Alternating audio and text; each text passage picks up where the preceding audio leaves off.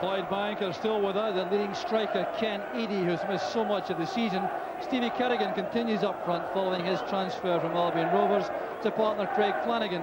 And the only change from last week is Steve Jack preferred to Johnny Walker in midfield. But the best known player in that lineup is Davy Cooper, now 38 years old, and passing on the benefit of the vast experience he's gained at Rangers and Motherwell and with Scotland. Clearly he won't be around too much longer, so every performance must be savoured, even if the legs work a little more slowly these days. And Falkirk have the good fortune to have most of their top players available. Only Joe McLaughlin is unfit, with Jamie McGowan likely to drop back into defence beside David Weir, John Hughes and Neil Oliver. But the principal threat to Clydebank in goal-scoring terms will come from Richard Cadet, who missed last week's game against Hamilton through injury. His 27 goals this season earned him the accolade of First Division Player of the Year, and promotion would cap a memorable season. And the match referee this afternoon is Mr. Bobby Tate from East Kilbride, who's in his 6th season as a Grade 1 official. Well, the stadium has a 10,000 capacity almost, and it's almost full for this vital match, as far as Falkirk are concerned at any rate. But you can be sure that Clydebank will not be happy to be the club on whose ground promotion is achieved. And with the great record they've had this season against Falkirk, they come into this match with lots of confidence. It's the 4th league match, and Falkirk haven't managed to win any of them. In fact, at the beginning of the season, the result at Brockville was 4-0 for Clydebank.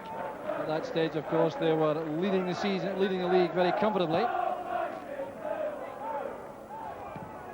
So Falkirk trying very hard to make certain they don't have to wait for any information from Dunfermline. Remember, a point guarantees them a spot in next season's Premier Division of 10 clubs. So Jamie McGowan taking a knock early on in that challenge, dropping back into the left-back position. Neil Oliver has taken his place beside John Hughes in central defence. The sweeper is Scott Mother.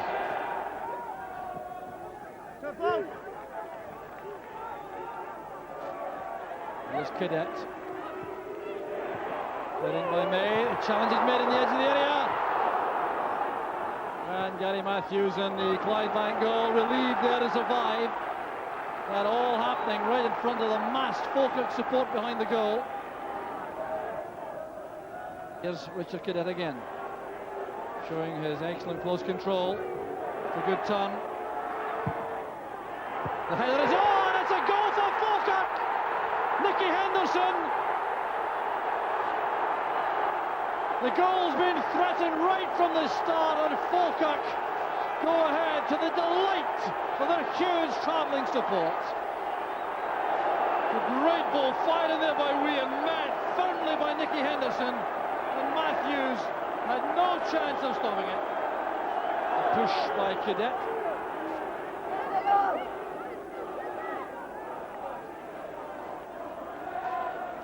So free kick to Clydebank, the foul by Cadet. Sweeney playing it wide. Well won by Weir.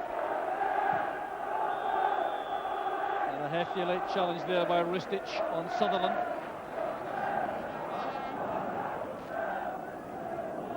Scott Murdoch with the free kick for Clydebank. It's awkward. And chance was on there for the equaliser. Well, Tony Parks came for that. Sean Sweeney had the shot in the end, but really it was the elements which caused the principal problem here. You see the ball suddenly holding up as Parks came to meet it. He then had to rush out there. He was challenged very strongly, and Sean Sweeney couldn't keep that shot down. Well, a great chance here for Clydebank to hit back very swiftly. Free kick, putting the keeper under pressure. Sean Sweeney's shot just about 6 inches too high. So that kick out is against the wind by Tony Parks. He did well with that. There's Weir. Spin carrying the ball out there, and Clydebank have the throw. Still unable to get their skillful players on the ball, Clydebank. They have men like Cooper and Henderson, and Henry rather, who'd who can spray passes around, but they haven't had a chance so far. So marking job in defence for Falkirk. Davy Cooper's come across, offering himself to receive the short throw. Kerrigan did well, that's awkward! Well, lucky there, I think, for Tony Parks. He appeared to catch his studs in the turf there as he backpedaled. That might easily have dropped under the crossbar.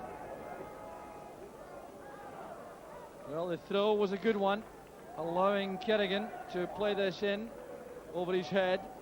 That's what annoyed Tony Parks, but you see him there stumbling.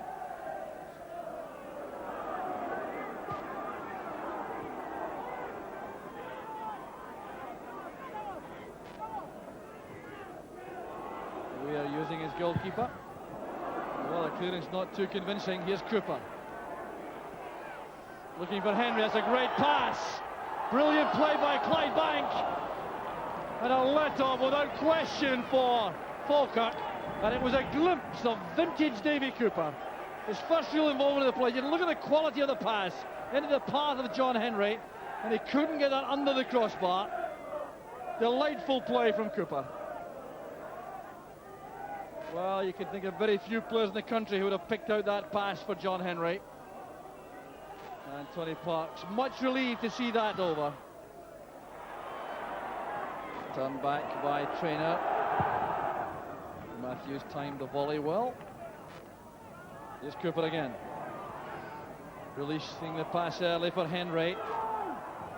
And Ian McCall back. Here's Henry with a chance for the equaliser. Clydebank has scored. And John Henry, who came so close early in the first half, looks as though he may be spoiling the party for Falkirk. The goal coming in 34 minutes. Henry involved all the time in the build-up. An error in defence. It came off Ian McCall. That's good play by Henry, and a deadly finish. He's always looked the player most likely for Clydebank this afternoon, John Henry. This break coming from Ian McCall, sidestepping Neil Oliver brilliantly and finding the corner.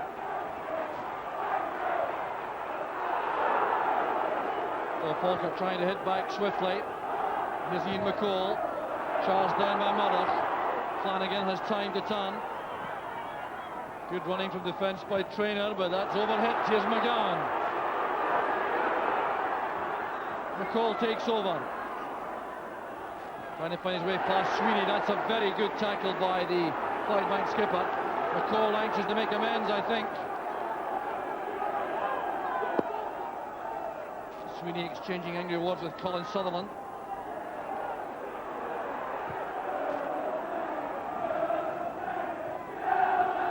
Here's Oliver.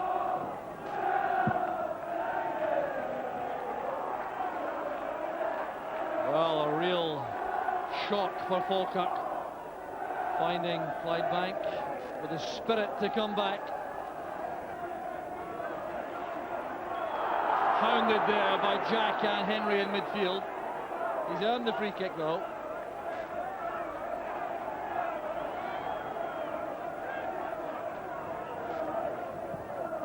Sliding it in against the breeze. Here's Ristich. And scrambled away again in front of goal. Well, Dragutin Ristich hold his head there. He clearly believes he might have scored. Well, certainly the wind had a bearing in all this. As the ball was flighted in by Brian Rice, it held up longer, I think, than Colin Sutherland expected. There was Ristich on the turn, and the legs of Matthews kept it out. Rice with the corner. Punch by Matthews. That's McCall. Sweeney to Traynor. Trying to find Craig Flanagan. That's good goalkeeping by Parks. Acting as an auxiliary sweeper there for his defence.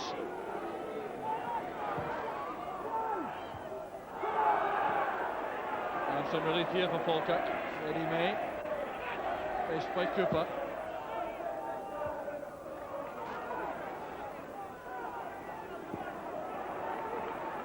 That's Murdoch. McGowan could do nothing else there with that header. So Clydebank can keep the pressure on in the late stages of the first half. Still a spell of play, but certainly it's a problem for Falkirk. They realise promotion has yet to be earned, and they will receive no favour at all here from Clydebank. There's Cooper. That was Jack's header. Well, Steve Jack making a long run from midfield. He and John Henry in that area performing extremely well for Clydebank.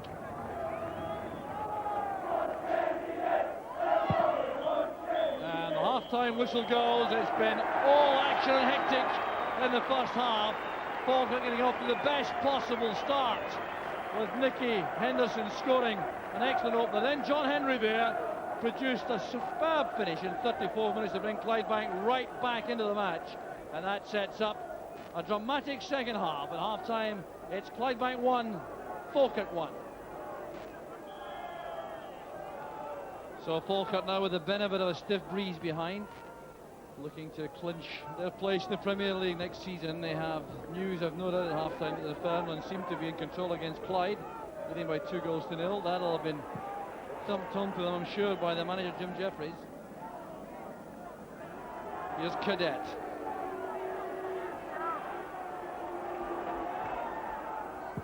Eddie May's shot. That was good play by May. He wasn't picked up coming inside. But the chance there to test Gary Matthews. Well, the wind can be a problem for attacking sides coming from behind, with passes liable to run away from players. But in this position, it's a big advantage. But the shot was too direct. That's Lansdowne first to the ball there again. David Weir doing well.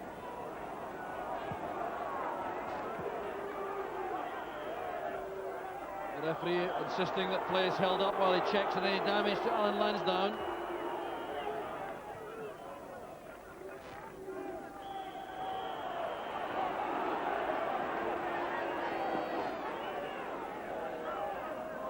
So another opportunity here for Falkirk from the free kick. John Hughes has made his way into the penalty area as McCall lines up the free kick. Ristich and Hughes in the far post area. There goes Hughes. The brilliant save by Matthews. Well, John Hughes can't believe that now for a very big man. The goalkeeper got down swiftly to this. This is really top-class goalkeeping. A fine downward header right into the corner, and Matthews made that brilliant save. Denying John Hughes, the Falkirk captain. Eddie May came off his head last, and the goal kick to Clydebank.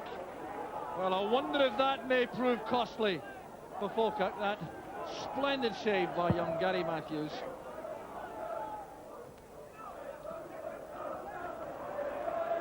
Henderson so determined in midfield, and going down heavily there. An angry exchange between the players. Jack and Henderson clashing. The referee will take some action here.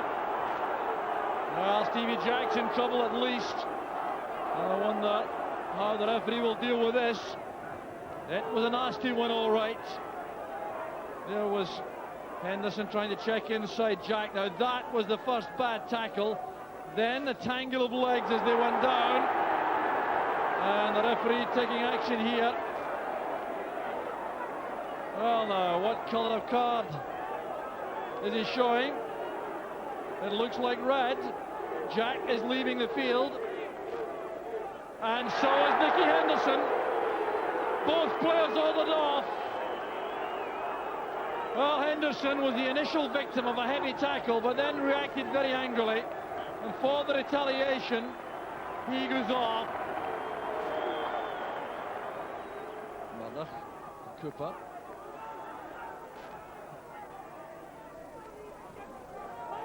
Now McGowan. Body check by Henry. It's a free kick to Falkirk. It's Ian McCall with the free kick. John Hughes has gone forward again. Well, he almost scored on his last visit into the penalty area. McCall flights it in. And Hughes goes for that. It came off Murdoch. Well, Gary Matthews that time looking a little bit uncertain. Started to come, changed his mind. Hughes almost made them pay.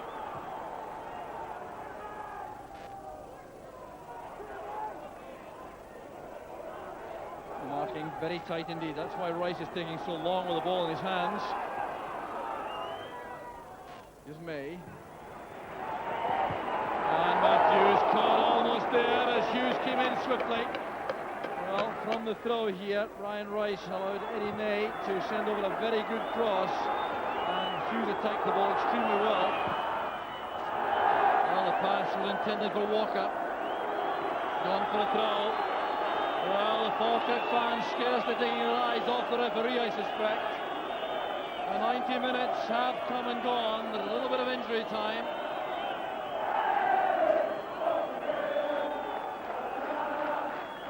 Laid on there by Rice. Throw goes to Falkirk. Well, listen to the noise now around the stadium. The Falkirk supporters clearly believe the task has been achieved, and it has! The final whistle goes! Falkirk are promoted! Well, this invasion certainly not what is wanted. The Falkirk supporters now on the field to congratulate their heroes. With the narrowest of margins, Falkirk have made it into the Premier Division. A nervous, tense goal at Clydebank. And this Kilbowie Park now, a sea of supporters. Falkirk fans all there to celebrate the moment, and they made their way back into the top 10 in Scottish football. It certainly was an impressive overall performance, but it was one which turned out to be effective in the end. The goal-scoring hero of the first half, Nicky Henderson, ordered off just before the hour mark in the second half was Steve Jack. But John Henry scoring a fine goal for Clydebank, which kept the whole matter in the balance right until the final whistle.